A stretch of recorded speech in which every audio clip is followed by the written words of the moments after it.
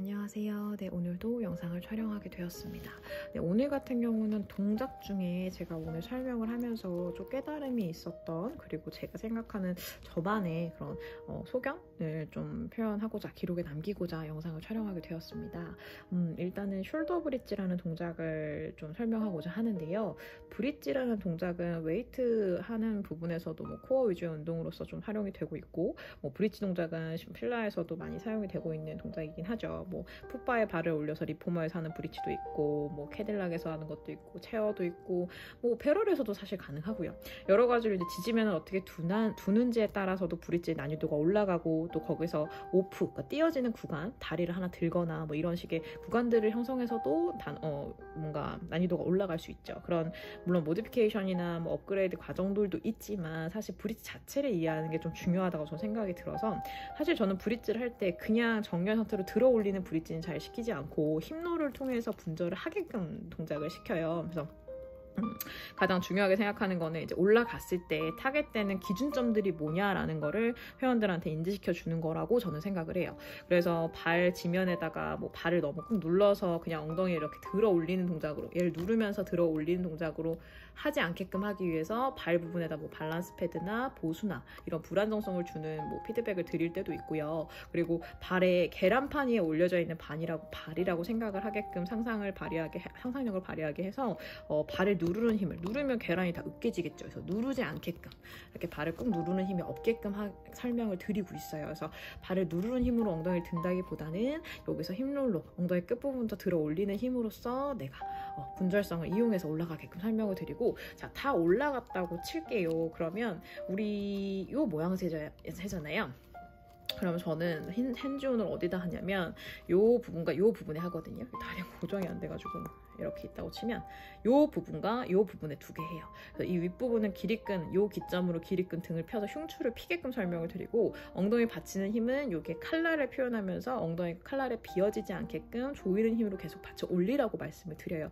이때 허리를 들추거나 허리를 꺾거나 허리를 앞으로 내미는 동작, 배를 내미거나 이런 동작이 되지 않게끔 설명을 드리는데, 요 포인트를 제가 그냥 당연시 코어의 정렬을 유지하는 위치를 파악하기 위해서 그렇게 핸즈온을 드렸었는데, 오늘 그 설명을 드리다가 요 로더를 자꾸 쓰시는 거예요. 로더시스를 이렇게 앞으로 튀어나가게끔 허리를. 해서 그게 아니다라는 설명을 하면서 제가 설명을 하다 보니까 이런 정의가 자리 잡혀지더라고요. 일단 저는 모든 동작의 네임명에는 그 동작의 키워드, 그러니까 중요한 포인트 되는 부분들이 함축적으로 들어있다고 생각을 해요. 그래서 롤오버도 그렇고요, 말아서 넘기는 동작이고요, 이런 동작들의 네임에 랩풀, 아니면 우리 광배를 풀이니까 당기는 거잖아요. 이런 식으로 의미적인 표현에서 이 동작 자체에 키워드가 표현이 되는데, 숄더 브릿지라고 했을 때 브릿지는 대체 무슨 의미일까?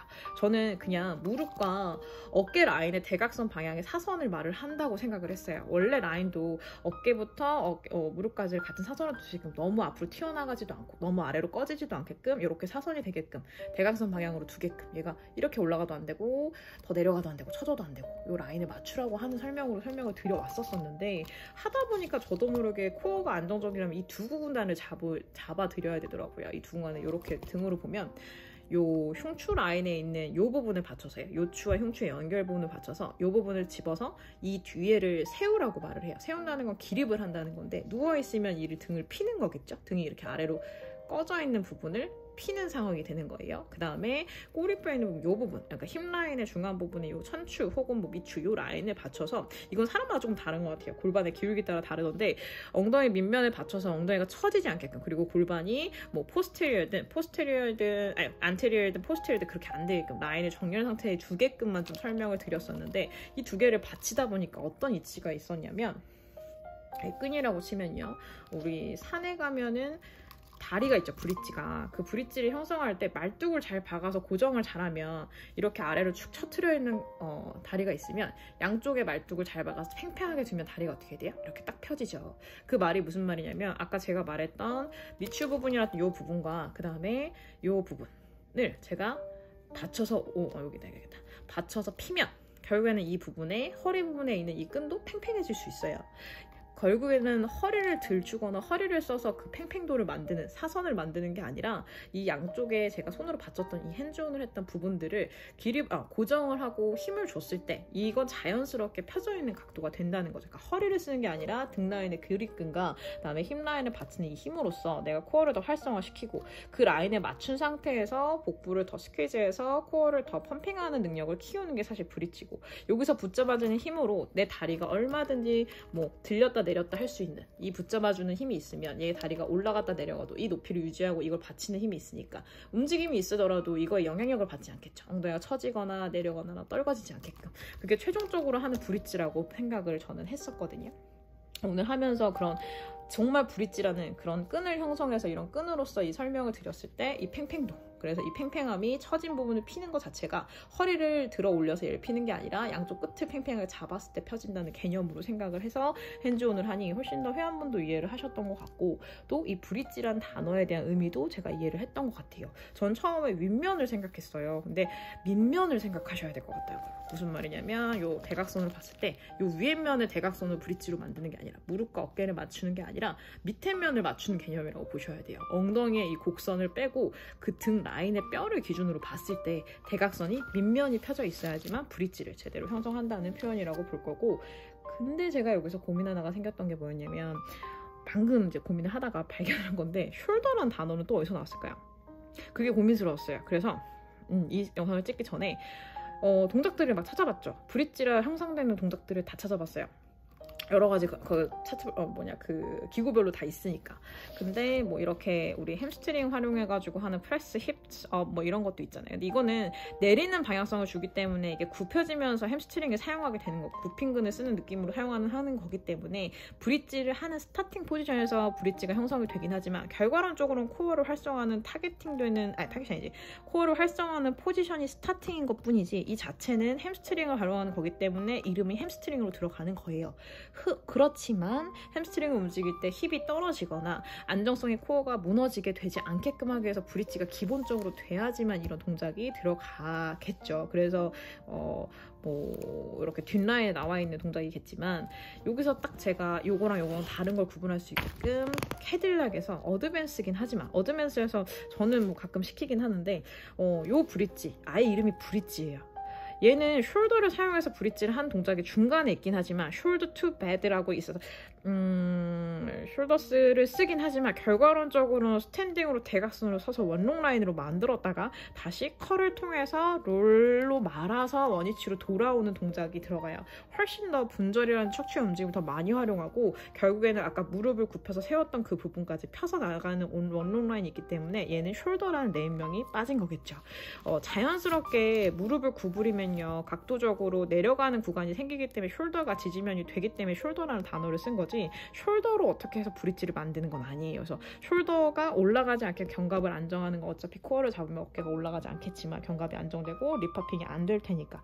허나 숄더의 개념은 그냥 무릎을 세웠기 때문에 어깨 쪽에 지지면이 생겼기 때문에 있는 이름이지, 자체의 브릿지의 의미는 결국에는 라인과 라인을 연결하는, 기준점과 기준점을 원위치로 고르게 펴서 라인과 라인의 힘을 갖게끔 동일하게 맞춰서 정렬을 찾아서 같은 선상에 두게끔 하는 개념이라고 생각을 하셔야 될 것 같아요. 그래서 브릿지란 단어를 저는 자주 쓰고 많이 썼지만 왜 브릿지일지는 그냥 어깨랑 무릎이랑 사선이 되는 선 때문이겠지? 라고만 생각을 했어요. 그냥 다리가 이렇게 우리 한강다리도 고르게 펴져 있지 이렇게 울퉁불퉁하지 않게 만들잖아요. 뭐 가끔 사고가 나서 그럴 수 있긴 하지만 그런 피는 느낌의 다리 모양이라고 생각을 했는데 그게 아니었던 거죠. 그래서 저는 예전에 제가 발 아치 표현할 때 그 건축물 얘기하면서 아치 도면 표현하면서 이 기둥과 기둥이 있고 이 아치를 통해서 충격을 분산해 많은 무게를 형성할 수 있게끔 만든 게 건축물의 구조로서 이 몸도 그렇다라고 설명을 드렸던 것처럼 충격을 분산하기 위해서 로도가 전방으로 빠져있는 허리의 곡선은 꼭 필요하죠. 여기서 처져도 안 되고 위로 들려도 안 되는 거예요. 과한 곡선이 아니라 정렬안의 곡선을 만들기 위해서 뭐가 중요할까요? 기둥과 기둥이 중요하고요. 그 기둥이 제가 아까 말씀드렸던 기립근의 부분에 흉추의 기립근의 부분과 그 다음에 우리 힙라인의 그 선추와 미추의 연결 부분에 받치는 그 힘, 이렇게 라인이 형성해서 이 트렁크 부분의 힘을 강화시켜 코어를 더 집중해서 다리에 무슨 움직임이 들어가도, 다리를 띄어도, 다리를 폈다 접어도, 올렸다 내려도 이 코어는 변동이 없게끔 이 중앙 부분에 강함을 형성한다고 생각을 하셔야 된다라고 회원분들한테 설명을 하면 조금 더 본질적인 걸 이해하지 않으실까 생각이 듭니다. 그쵸?